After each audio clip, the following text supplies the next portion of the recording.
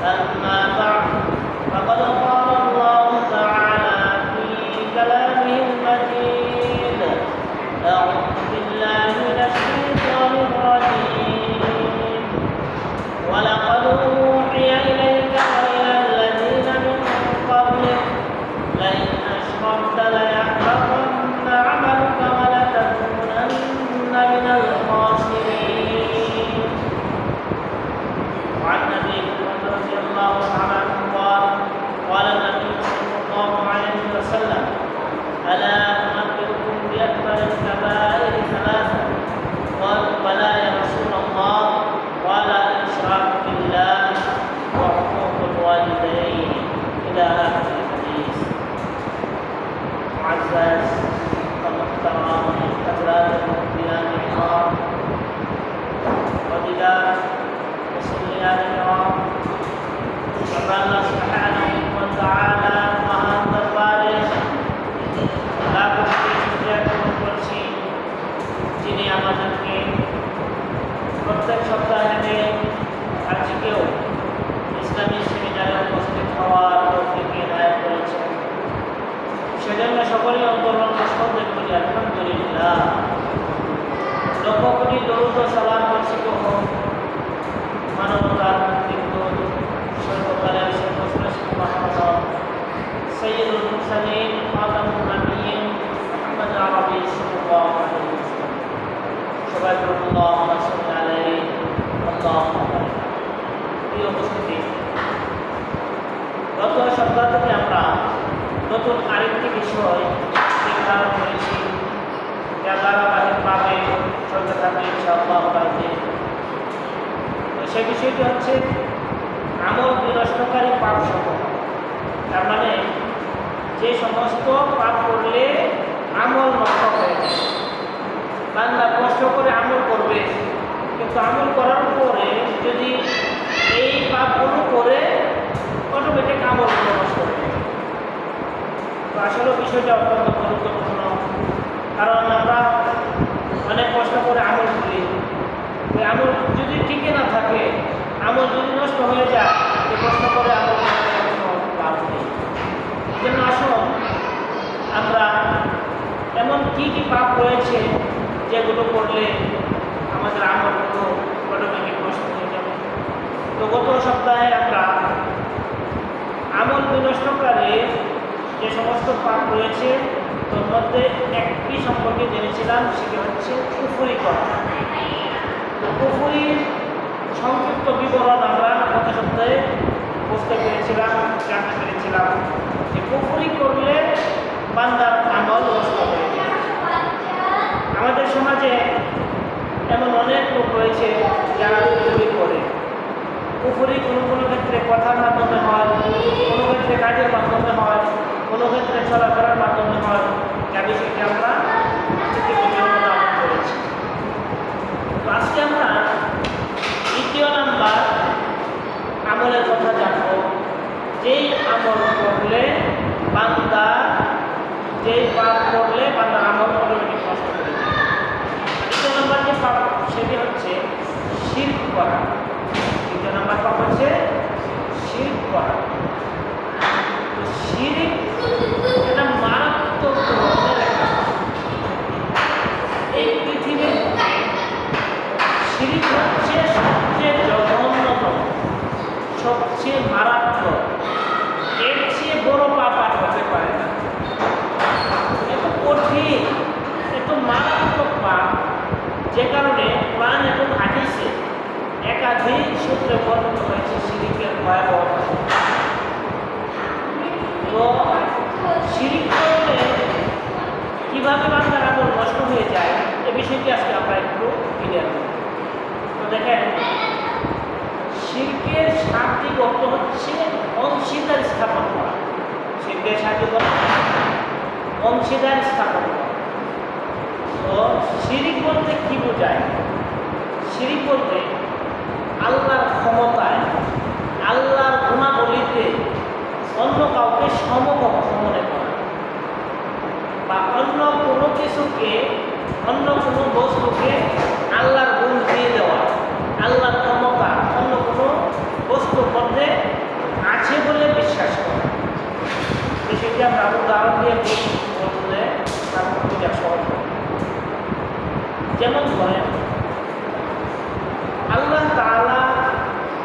আমাদের সর্বময় ক্ষমতার মালিক।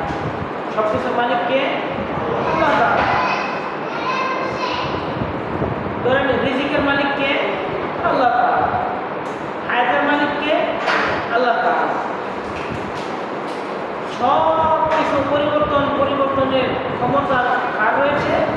আল্লাহ তাআলা। এই বিষয়গুলো রয়েছে। আল্লাহ সুবহানাহু ওয়া তাআলার যে সমস্ত গুণাবলী রয়েছে, সেই গুণের ক্ষেত্রে অন্য কাউকে অংশীদার স্থাপন করা। অংশীদারটা কিভাবে? ধরেন আমাদের সমাজে যে সমস্ত কর্মকাণ্ড করি, ধরেন রিজিকের বেলায় আসি, রিজিকের মালিক আল্লাহ তাআলা। কিন্তু আমাদের সমাজে এক শ্রেণীর লোকদেরকে দেখবেন মাজারে যায়, কোনো বস্তুর কাছে চায়, কুমিরের কাছে চায়, কচ্ছপের কাছে চায়, আরো বিভিন্ন জিনিসের কাছে চায়, মাজারের কাছে চায় বা মাজারওয়ালার কাছে চায়। অন্য কারো কাছে চাওয়া, আল্লাহ যে ক্ষমতা রয়েছে, ধরেন আল্লাহ তো সকলের ক্ষমতার মালিক, আল্লাহ সব কিছু ব্যবস্থাপনা করে, রিজিকের মালিক আল্লাহ তাআলা। তো রিজিক আমরা আল্লাহর কাছে না চেয়ে অন্য কোনো বান্দার কাছে, অন্য কোনো বস্তুর কাছে চাই না, এটাই হচ্ছে। এমনিভাবে সন্তান দেওয়ার মালিককে আল্লাহ তাআলা। কিন্তু আমরা দেশের অনেক মানুষদেরকে দেখবেন এরা কোনো পীর বাবার কাছে যায় সন্তানের জন্য। পীর বাবার কাছে গিয়ে বলে যে বাবা আমাকে একটা সন্তান দাও, বাবা আমাকে একটা সন্তান দাও। তো পীরের কাছে সন্তান চাই, কোনো বস্তুর কাছে আল্লাহ যে সমস্ত ক্ষমতা রয়েছে সেই ক্ষমতার অধিকার চাইল বা সেই ক্ষমতা দিয়ে দিল কোনো বস্তু। তো এরকমভাবে বিভিন্ন দিক দিয়ে আজকে আমাদের সমাজে অনেক মানুষ শিরকের সাথে জড়িত। হয়তো আল্লাহর গুণাবলীতে শিরক করছে, অথবা আল্লাহর সরাসরি ক্ষমতায় শিরক করছে, অথবা অন্য কোনো বস্তুকে আল্লাহর সমান মনে করতেছে।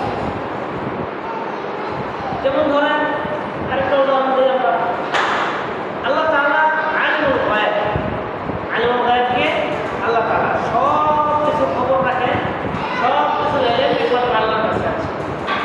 কিন্তু আমাদের দেশের এক শ্রেণীর আলেমদেরকেও মনে দেখবেন এরা মনে করে যে গায়েবের চাবিকাঠি শুধু আল্লাহর কাছে না। এরা বলে কি আল্লাহর ধন নবীরে দিয়ে আল্লাহর কাছে কাড়ি দিয়া, নবীর ধন খাদারে দিয়া নবী গেছে কালি হইয়া। তো এরা আবার বলে কি যে কেউ ফিরে না খালি হাতে বাবার দরবার। তার মানে বাবার কাছে সব এলেম আছে, বাবার কাছে সব ধরনের গায়েবের খাজানা সব কিছু দিয়ে গেছে। এ ধরনের বিশ্বাস স্থাপন করা, এগুলি হচ্ছে এ ধরনের অনেক বিশ্বাস, অনেক আকীদা রয়েছে যেগুলো তারা স্পষ্ট করে সরাসরি আল্লাহর জ্ঞানকে অস্বীকার করে অন্য কাউকে দিয়ে দিচ্ছে, অথবা আল্লাহর যে গুণাবলী রয়েছে সেই গুণাবলীকে অন্য বস্তুর মাঝে সাব্যস্ত করছে। বিভিন্নভাবে আজকে আমাদের সমাজে মানুষ শিরকের সাথে জড়িত। তো শিরক আবার দুইটা ধরনের। শিরক দুই ধরনের, একটা হচ্ছে শিরকে আকবার, বড় শিরক, আর একটা হচ্ছে শিরকে আসগর।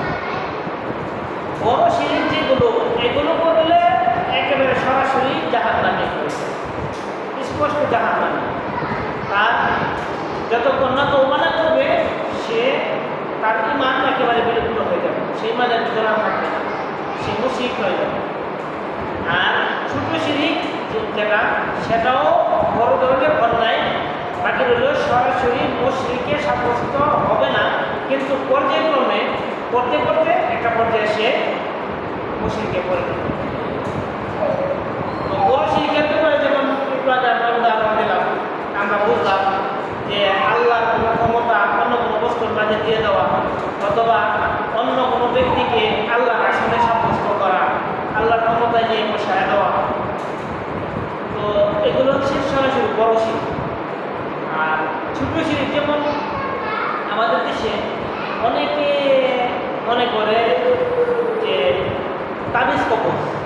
তাবিজ কবজের মাধ্যমে রোগ বালা মুসিবত এগুলো করবে।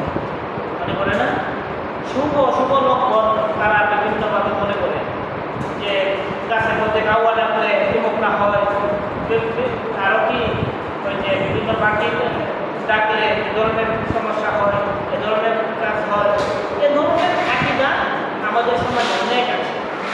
তো এগুলো শিরকে আসবার, তো এগুলো যারা মনে করবে তারা শিরকের সাথে লিপ্ত বারবার করতে থাকলে আর যদি একেবারে ধরনের বিশ্বাসী উদ্যম হয়ে যায় যে আল্লাহ ব্যতীত আল্লাহর যে ক্ষমতা রয়েছে সেই ক্ষমতা তাদের মাঝে রয়েছে, যদি এরকম হয়ে যায় তাহলে আল্লাহ সেইকে মাফ করে দেবে। বা ছোটো শিরিকগুলো বারবার করতে থাকলে দেখা যাবে বড় শিরিক হয়ে যাবে, তারাও যেমন তাবিজ কবজ যদি কেউ করে তাদের ধারণা কি?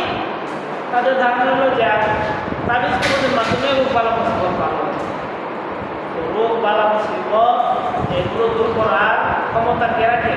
একমাত্র আল্লাহ।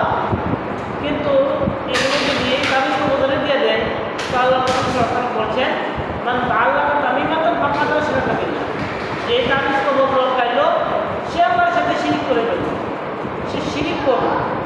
অতএব তাবিজ কবজ সহ যেগুলোর মাধ্যমে স্পষ্ট শিরিক হয়ে যায় সেগুলো থেকে আমাদের সমাজ থেকে বলছিলাম। আজকে আমাদের যে মূল বিষয়, যে সমস্ত পাপ করলে আমল নষ্ট হয়ে যায়, এর মধ্যে একটা হচ্ছে শিরিক। শিরিক করলে আমল কীভাবে নষ্ট হয়ে যায়, আসলে সে বিষয়টা আমরা দেখেন। আল্লাহ সুবহানাহু ওয়া তাআলা সূরাতুল আনআমের ৮৮ নম্বর আয়াতে বলেন, ওয়ালাউ আশরাকু লাহাবিতা আনহুম মা কানু ইয়ামালুন। অনেক নবীদের কথা আল্লাহ তাআলা এক আয়াতে উল্লেখ করার পরে তিনি বলেন ওয়ালাউ আশরাকু, এই সমস্ত বড় বড় নবীরা তারাও যদি শিরিক করত লাহাবিতা আনহুম মা কানু ইয়ামালুন, তারা যত নেক আমল করেছে সবগুলো বাতিল হবে, কোনো কিছুই টিকত না, সব বাতিল করে দিত। নবীদেরকে সম্পন্ন করে আল্লাহ তাআলা বলেছে। সুতরাং নবীদের বেলায় যদি এরকম হয় আমাদের বেলায় কি অবস্থা হবে? এরপর দেখেন আল্লাহ সুবহানাহু ওয়া তাআলা আরো বলছেন মা কানা লিল মুশরিকিনা আন ইয়ামুরু মাসাজিদাল্লাহি শাহিদিন আলা আনফুসিহিম বিল কুফর উলাইকা হাবিতাত আ'মালুহুম ওয়া হুম নারহিম খালিদুন। মুশরিকদের জন্য উচিত নয় যে তারা মসজিদ নির্মাণ করবে। মসজিদ নির্মাণ করা এটা মুশরিকদের কাজ নয়, এটা হচ্ছে মুমিনদের কাজ। শাহিদিন আলা আনফুসিহিম বিল কুফর, তারা কথা জানে যে তারা শিরকের সাথে কুফরের সাথে লিপ্ত, এরপরে তারা মসজিদ নির্মাণ করবে, এটা হতে পারে না। তাদের দ্বারা মসজিদ নির্মাণ এটা আল্লাহ সুবহানাহু ওয়া তাআলা কবুল করবেন না। যদি করে থাকে মসজিদ নির্মাণ করে বা ভালো কাজ করে, আল্লাহ তাআলা কথা বলছেন উলাইকা হাবিতাত আ'মালুহুম, তাদের আমল একেবারে সব শেষ। তারা যতই ভালো কাজ করুক কোনো কাজে আসবে না। মুশরিকরা যদি ভালো কাজও করে, মসজিদ নির্মাণ করে, মানুষকে দান করে বা নেক কাজের যত ধরন আছে সবগুলো করে, সব কিছু আল্লাহ কবুল করবেন না। অফিন না খালিদুন, আর তাদের জন্য চিরস্থায়ী জাহান্নাম, তারা একেবারে জাহান্নাম চিরস্থায়ী হয়ে যাবে। তারা জাহান্নাম থেকে আর ফিরতে পারবে না যতক্ষণ পর্যন্ত তওবা করে যদি ইসলামের মধ্যে ফিরে আসে তো আল্লাহ তাআলা সুবহানাহু ওয়া তাআলা। এরপরে আল্লাহ সুবহানাহু ওয়া তাআলা দেখেন স্বয়ং আমাদের নবীজিকে লক্ষ্য করে বলছেন ওয়ালাকাদ উহিয়া ইলাইকা ওয়া ইলাল লাযিনা মিন ক্বাবলিক, আল্লাহ তাআলা নবীজিকে বলছেন আপনার নিকট ওহী প্রেরণ করা হয়েছে এবং ইতিপূর্বে আপনার পূর্বে যে সমস্ত নবী রাসূল এসেছেন তাদের কাছেও ওহী করা হয়েছে। লা ইন আশরাকতা লা ইয়াহবাতান্না আমালুক ওয়া লা তাকুনান্না মিনাল খাসিরিন, যদি আপনিও শিরিক করতেন তাহলে আপনার আমলগুলো বরবাদ হবে। আল্লাহ তাআলা নবীজিকেও বলবেন আপনিও যদি শিরিক করেন তাহলে আপনার আমলও ঠিক না, সব বাতিল হয়ে যাবে। ওয়া লা তাকুনান্না মিনাল খাসিরিন, শুধু তাই নয় ক্ষতিগ্রস্তদের অন্তর্ভুক্ত হয়ে পড়বেন যদি আপনিও শিরিক করেন। তাহলে নবীজিকেও লক্ষ্য করে যদি বলে থাকেন শিরিক করলে নাই, আমাদের কি অবস্থা? সম্মানিত। এরপর দেখেন আল্লাহ সুবহানাহু ওয়া তাআলা সূরা নিসা ৪০ নম্বর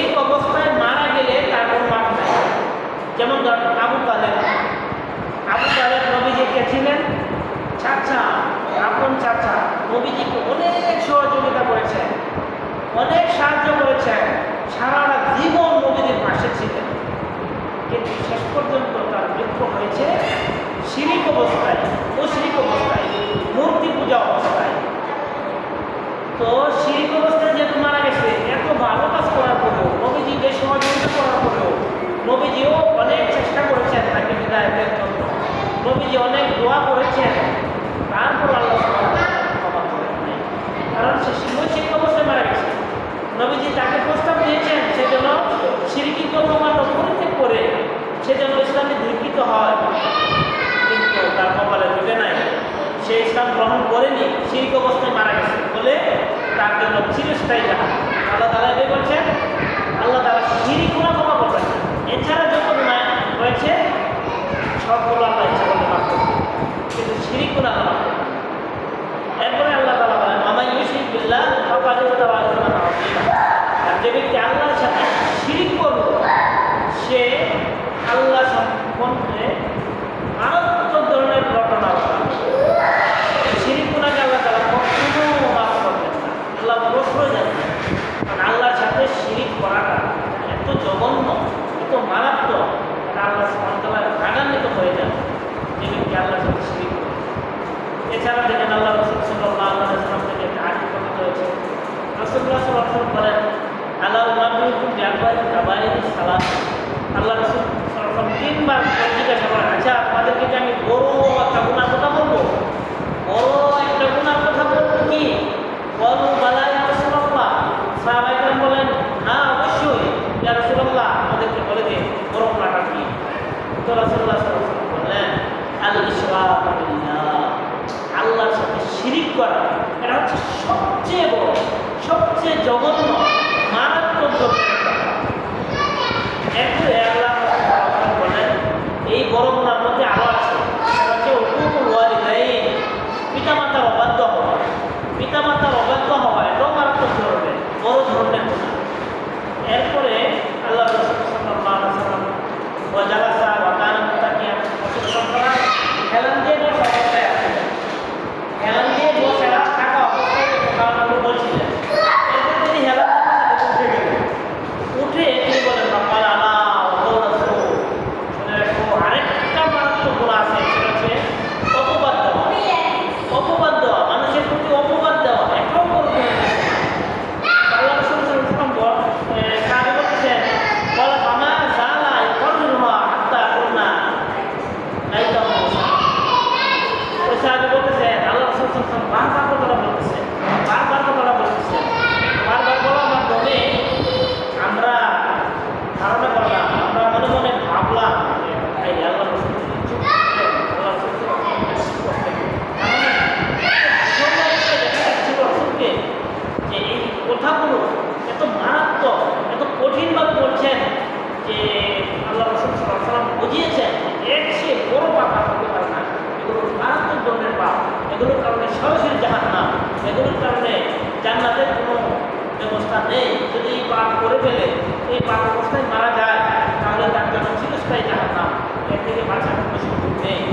অতএব রাসূলুল্লাহ সাল্লাল্লাহু আলাইহি ওয়াসাল্লাম এই পাপ থেকে বাঁচার জন্য কথাগুলো বারবার বলছেন। সম্মানিত উপস্থিতি, আজকে আমরা যে সমস্ত পাপ করলে আমলগুলো নষ্ট হয়ে যায়, আমাদের আমল থেকে না, আমল করলেও সেগুলো নষ্ট হয়ে যায়, এর মধ্যে আজকে দ্বিতীয় নম্বরে জানলাম শিরক করা। ইতিপূর্বে আমরা এক নম্বরে জেনেছিলাম কুফরি করা, আর আজকে আমরা দ্বিতীয় নম্বরে জানলাম কি শিরক করা। তো শিরকের বিভিন্ন ধরনের কথা আমরা কিভাবে শুনতে পারলাম। আজকে আমাদের সমাজে অনেক ধরনের শিরক প্রচলিত আছে, সেই শিরক থেকে আমাদেরকে বাঁচতে হবে। আল্লাহর ক্ষমতা অন্য কাউকে দিয়ে দেওয়া, অথবা অন্য কাউকে আল্লাহর সমকক্ষ মনে করা, এই যে মূর্তি পূজা করা, মূর্তি বানানো, ছবি অঙ্কন করা, ছবি টানিয়ে রাখা, এগুলোর পূজা করা, রাস্তার মোড়ে মোড়ে ছবি টানানো বা মূর্তি বানিয়ে রাখা, এগুলোকে সম্মান করা, এই সবগুলো শিরকি কর্মকাণ্ড। তো এই সমস্ত কর্মকাণ্ড থেকে আমরা অবশ্যই বেঁচে থাকবো। আল্লাহ সুবহানাহু ওয়া তাআলা আমাদের সকলকে সর্বপ্রকার শিরক থেকে বেঁচে থাকার তৌফিক দান করুন। আল্লাহ